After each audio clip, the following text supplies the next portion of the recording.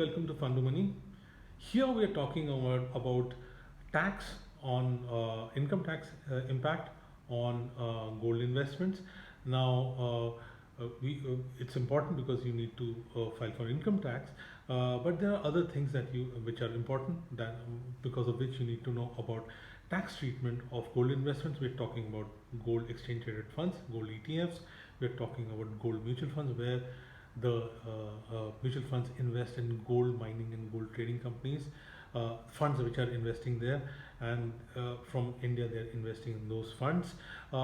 Then we are talking about physical gold, whether it's bars, uh, coins, etc. And we are also talking about digital gold, where you actually are not holding the gold at all, physical gold at all. So, what is the tax treatment? In, why it is important for you to know is uh, there would be certain requirements for which you would be investing, making any investment, including gold. When you actually exit from an investment, that's when you need to pay tax, especially in cases like equities and gold. There you need to pay capital gains tax. Depending on the length of your investment, you get taxed accordingly. That's why it becomes important, because if you end up paying more tax, then what happens is that your effective returns after tax is lesser, and then it makes a difference from an investment being rewarding and not so rewarding.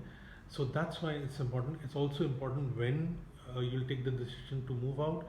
So all these reasons are so important, and that's why we are discussing this. These are also some of the questions that keep coming in. People are talking about investing in something or moving out of something, and we seem to notice that they seem to be reasonably ignorant about this aspect of investment. That's why this whole series we are doing. So we'll come back with the details and some of the things that you need to keep in mind, but that's coming up in just a little while.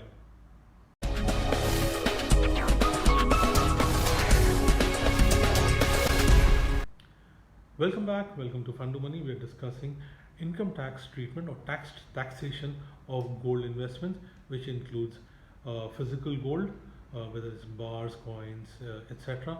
And then we are covering gold exchange traded funds, gold mutual funds, your digital gold, and of course sovereign gold bonds. So the whole range that we are trying to cover. What is the tax treatment? It's fairly straightforward. If you stay invested in any gold investment for less than 3 years, it is considered, the gains that you make is considered as short-term capital gains. Then what happens is you have to pay short-term capital gains tax. In this case, what happens is this tax effectively becomes your income tax, relevant income tax rate, because it gets added to your income and you get tax. So that means below 3 years, you're really getting taxed. If you're in the highest tax bracket, you're really getting taxed hard, right? Beyond 3 years, what happens is the capital gains is seen as long-term capital gains. Now that capital gains gets brought down for tax purposes in the same proportion as your inflation, right? So you have an inflation indexation benefit, and the capital gains tax gets lowered, and then you pay a tax of 20% on your capital gains, which actually becomes the hit becomes much lesser. First, you've got the benefit of inflation indexation, the capital gains has come down for tax purposes. Then you're paying a 20% long-term capital gains tax rate. So what happens is basically the tax laws are encouraging investors to stay invested in gold for a longer period of time, and that actually is a good thing to happen, is because when you're investing in gold, as we have mentioned in this channel, you should not be investing more than 10% of your overall investments, and you will actually make the gains, reasonable amount of gains, keeping these tax rules in mind, only when you stay invested for the long term, and it becomes a stable sort of a factor in your portfolio of investment. So this is how your physical gold exchange traded funds, gold mutual funds, they'll operate, right? Sovereign gold bonds has a little bit of a twist in the tail, right? So basically, for 8 years, if you remain there till the end of the tenure term of the bond, there's no capital gains tax. So that's why sovereign gold bonds are so interesting, right? Then, of course, you can transfer the bonds, transfer the ownership of the bonds somewhere between 5 years to 8 years. That's the window when you can transfer. When you transfer that, you get the same advantage of inflation indexation and long-term capital gains tax, which we just discussed. So that makes it fairly interesting out there. Plus, what happens is you get a coupon payment, annual coupon payment. Now that is taxable, but here something we need to point out.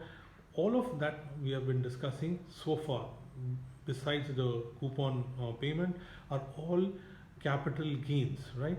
So they have to figure in your income tax return or records as income from capital gains, right? However, the coupon payment that's coming in is in the same category as other income, which is the other income head. As you would be aware, there are 5 income heads, sources of income according to income tax. Now, coupon payment like dividends is features in the other income category, and these remaining part is all that we have discussed is capital gains. So you have to keep that in mind when you are investing in gold, be it sovereign gold bonds or you're investing in any other investment that's physical gold, gold ETFs, or gold mutual funds or digital gold. So we hope you found this discussion useful. If you've liked this, hit the like button, share it with others, subscribe to our channel, get connected with us on all leading social media networks. Till the next time, take very good care of yourself and goodbye.